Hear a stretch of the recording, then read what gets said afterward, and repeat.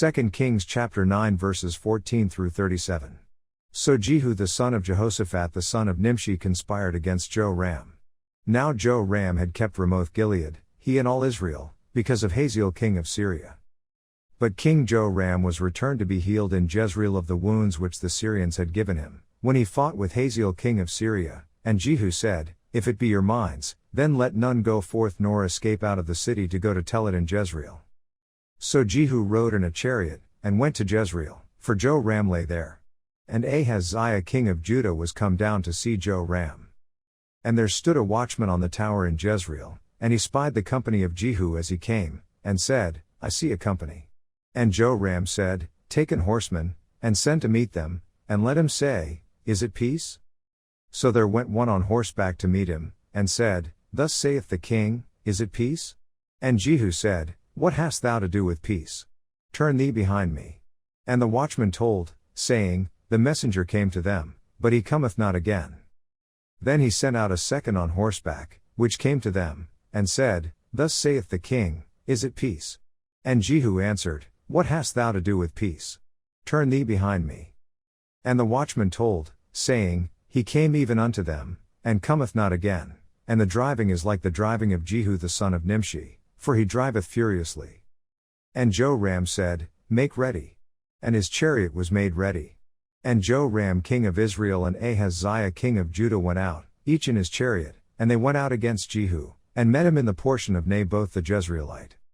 And it came to pass, when Joram saw Jehu, that he said, Is it peace, Jehu? And he answered, What peace, so long as the whoredoms of thy mother Jezebel and her witchcrafts are so many? And Joram turned his hands, and fled, and said to Ahaziah, There is treachery, O Ahaziah. And Jehu drew a bow with his full strength, and smote Jehoram between his arms, and the arrow went out at his heart, and he sunk down in his chariot. Then said Jehu to Bidkar his captain, Take up, and cast him in the portion of the field of Naboth the Jezreelite, for remember how that, when I and thou rode together after Ahab his father, the Lord laid this burden upon him. Surely I have seen yesterday the blood of Naboth, and the blood of his sons, saith the Lord, and I will requite thee in this plat, saith the Lord. Now therefore take and cast him into the plat of ground, according to the word of the Lord. But when Ahaziah the king of Judah saw this, he fled by the way of the garden house. And Jehu followed after him, and said, Smite him also in the chariot. And they did so at the going up to Gur, which is by Ibleam. And he fled to Megiddo, and died there. And his servants carried him in a chariot to Jerusalem, and buried him in his sepulchre with his fathers in the city of David. And in the 11th year of Joram the son of Ahab began Ahaziah to reign over Judah. And when Jehu was come to Jezreel, Jezebel heard of it, and she painted her face, and tired her head, and looked out at a window. And as Jehu entered in at the gate, she said, Had Zimri peace, who slew his master? And he lifted up his face to the window, and said, Who is on my side? Who? And there looked out to him 2 or 3 eunuchs. And he said, Throw her down. So they threw her down, and some of her blood was sprinkled on the wall, and on the horses, and he trode her under foot. And when he was come in, he did eat and drink, and said, Go, see now this cursed woman, and bury her, for she is a king's daughter. And they went to bury her, but they found no more of her than the skull, and the feet, and the palms of her hands. Wherefore they came again, and told him. And he said, This is the word of the Lord, which he spake by his servant Elijah the Tishbite, saying, In the portion of Jezreel shall dogs eat the flesh of Jezebel. And the carcass of Jezebel shall be as dung upon the face of the field in the portion of Jezreel, so that they shall not say, This is Jezebel. 2 Kings chapter 10 verses 1 through 31. And Ahab had 70 sons in Samaria. And Jehu wrote letters, and sent to Samaria, unto the rulers of Jezreel, to the elders, and to them that brought up Ahab's children, saying, Now as soon as this letter cometh to you, seeing your master's sons are with you, and there are with you chariots and horses, a fenced city also, and armor. Look even out the best and meetest of your master's sons, and set him on his father's throne, and fight for your master's house. But they were exceedingly afraid, and said, Behold, 2 kings stood not before him, how then shall we stand? And he that was over the house, and he that was over the city, the elders also, and the bringers up of the children, sent to Jehu, saying, We are thy servants, and will do all that thou shalt bid us, we will not make any king, do thou that which is good in thine eyes. Then he wrote a letter the second time to them, saying, If ye be mine, and if ye will hearken unto my voice, take ye the heads of the men your master's sons, and come to me to Jezreel by tomorrow this time. Now the king's sons, being 70 persons, were with the great men of the city, which brought them up. And it came to pass, when the letter came to them, that they took the king's sons, and slew 70 persons, and put their heads in baskets, and sent them to Jezreel. And there came a messenger, and told him, saying, They have brought the heads of the king's sons. And he said, Lay ye them in 2 heaps at the entering in of the gate until the morning. And it came to pass in the morning, that he went out, and stood, and said to all the people, Ye be righteous, behold, I conspired against my master, and slew him, but who slew all these? Know now that there shall fall unto the earth nothing of the word of the Lord, which the Lord spake concerning the house of Ahab, for the Lord hath done that which he spake by his servant Elijah. So Jehu slew all that remained of the house of Ahab in Jezreel, and all his great men, and his kinsfolk, and his priests, until he left him none remaining. And he arose and departed, and came to Samaria. And as he was at the shearing house in the way, Jehu met with the brethren of Ahaziah king of Judah, and said, Who are ye? And they answered, We are the brethren of Ahaziah, and we go down to salute the children of the king and the children of the queen. And he said, Take them alive. And they took them alive, and slew them at the pit of the shearing house, even 42 men, neither left he any of them. And when he was departed thence, he lighted on Jehonadab the son of Rechab coming to meet him, and he saluted him, and said to him, Is thine heart right, as my heart is with thy heart? And Jehonadab answered, It is. If it be, give me thine hand. And he gave him his hand, and he took him up to him into the chariot. And he said, Come with me, and see my zeal for the Lord. So they made him ride in his chariot.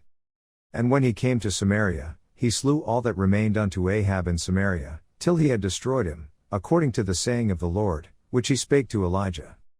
And Jehu gathered all the people together, and said unto them, Ahab served Baal a little, but Jehu shall serve him much. Now therefore call unto me all the prophets of Baal, all his servants, and all his priests, let none be wanting, for I have a great sacrifice to do to Baal, whosoever shall be wanting, he shall not live. But Jehu did it in subtlety, to the intent that he might destroy the worshippers of Baal. And Jehu said, Proclaim a solemn assembly for Baal. And they proclaimed it. And Jehu sent through all Israel, and all the worshippers of Baal came, so that there was not a man left that came not. And they came into the house of Baal, and the house of Baal was full from one end to another. And he said unto him that was over the vestry, Bring forth vestments for all the worshippers of Baal. And he brought them forth vestments. And Jehu went, and Jehonadab the son of Rechab, into the house of Baal, and said unto the worshippers of Baal, Search, and look that there be here with you none of the servants of the Lord, but the worshippers of Baal only. And when they went in to offer sacrifices and burnt offerings, Jehu appointed 80 men without, and said, If any of the men whom I have brought into your hands escape, he that letteth him go, his life shall be for the life of him. And it came to pass, as soon as he had made an end of offering the burnt offering, that Jehu said to the guard and to the captains, Go in, and slay them, let none come forth. And they smote them with the edge of the sword, and the guard and the captains cast them out, and went to the city of the house of Baal. And they brought forth the images out of the house of Baal, and burned them. And they brake down the image of Baal, and brake down the house of Baal, and made it a draught house unto this day. Thus Jehu destroyed Baal out of Israel. Howbeit from the sins of Jeroboam the son of Nebat, who made Israel to sin, Jehu departed not from after them, to wit, the golden calves that were in Bethel, and that were in Dan. And the Lord said unto Jehu, Because thou hast done well in executing that which is right in mine eyes, and hast done unto the house of Ahab according to all that was in mine heart, thy children of the 4th generation shall sit on the throne of Israel. But Jehu took no heed to walk in the law of the Lord God of Israel with all his heart, for he departed not from the sins of Jeroboam, which made Israel to sin. Acts chapter 17. Now when they had passed through Amphipolis and Apollonia, they came to Thessalonica, where was a synagogue of the Jews, and Paul, as his manner was, went in unto them, and 3 Sabbath days reasoned with them out of the Scriptures, opening and alleging, that Christ must needs have suffered, and risen again from the dead, and that this Jesus, whom I preach unto you, is Christ. And some of them believed, and consorted with Paul and Silas, and of the devout Greeks a great multitude, and of the chief women not a few.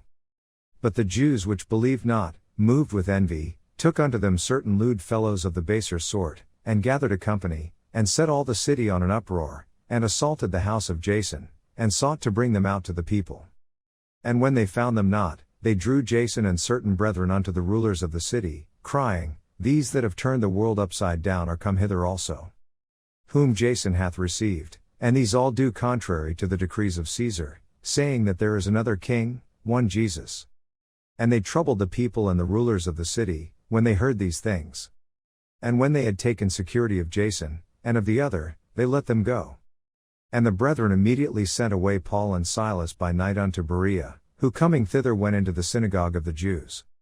These were more noble than those in Thessalonica, in that they received the word with all readiness of mind, and searched the Scriptures daily, whether those things were so. Therefore many of them believed, also of honorable women which were Greeks, and of men, not a few. But when the Jews of Thessalonica had knowledge that the word of God was preached of Paul at Berea, they came thither also, and stirred up the people. And then immediately the brethren sent away Paul to go as it were to the sea, but Silas and Timotheus abode there still. And they that conducted Paul brought him unto Athens, and receiving a commandment unto Silas and Timotheus for to come to him with all speed, they departed. Now while Paul waited for them at Athens, his spirit was stirred in him, when he saw the city wholly given to idolatry. Therefore disputed he in the synagogue with the Jews, and with the devout persons, and in the market daily with them that met with him. Then certain philosophers of the Epicureans, and of the Stoics, encountered him. And some said, What will this babbler say? Others some, He seemeth to be a setter forth of strange gods, because he preached unto them Jesus, and the resurrection. And they took him, and brought him unto Areopagus, saying, May we know what this new doctrine, whereof thou speakest, is? For thou bringest certain strange things to our ears, we would know therefore what these things mean. For all the Athenians and strangers which were there spent their time in nothing else, but either to tell, or to hear some new thing. Then Paul stood in the midst of Mars Hill, and said, Ye men of Athens, I perceive that in all things ye are too superstitious.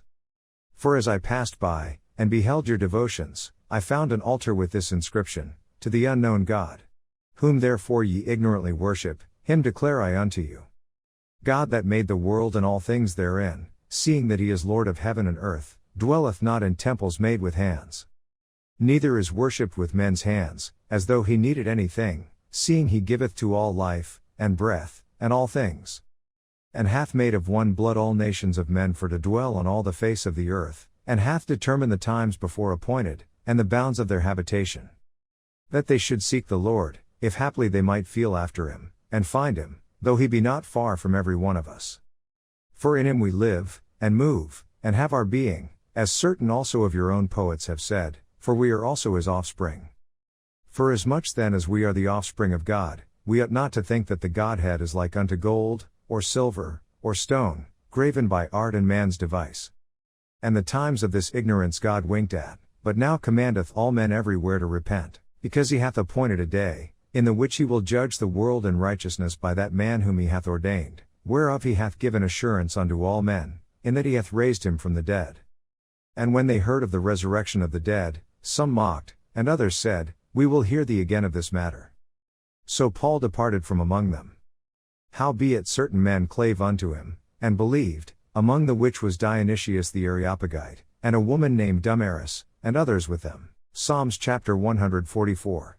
Blessed be the Lord my strength which teacheth my hands to war, and my fingers to fight, my goodness, and my fortress, my high tower, and my deliverer, my shield, and he in whom I trust, who subdueth my people under me. Lord, what is man, that thou takest knowledge of him? Or the son of man, that thou makest account of him? Man is like to vanity, his days are as a shadow that passeth away. Bow thy heavens, O Lord, and come down, touch the mountains, and they shall smoke. Cast forth lightning, and scatter them, shoot out thine arrows, and destroy them. Send thine hand from above, rid me, and deliver me out of great waters, from the hand of strange children, whose mouth speaketh vanity, and their right hand is a right hand of falsehood. I will sing a new song unto thee, O God, upon a psaltery and an instrument of 10 strings will I sing praises unto thee. It is he that giveth salvation unto kings, who delivereth David his servant from the hurtful sword. Rid me, and deliver me from the hand of strange children, whose mouth speaketh vanity, and their right hand is a right hand of falsehood. That our sons may be as plants grown up in their youth, that our daughters may be as cornerstones, polished after the similitude of a palace. That our garners may be full, affording all manner of store, that our sheep may bring forth thousands and 10,000s in our streets. That our oxen may be strong to labor, that there be no breaking in, nor going out, that there be no complaining in our streets. Happy is that people, that is in such a case, yea, happy is that people, whose God is the Lord. Proverbs chapter 17 verses 27 through 28. He that hath knowledge spareth his words, and a man of understanding is of an excellent spirit. Even a fool, when he holdeth his peace, is counted wise, and he that shutteth his lips is esteemed a man of understanding.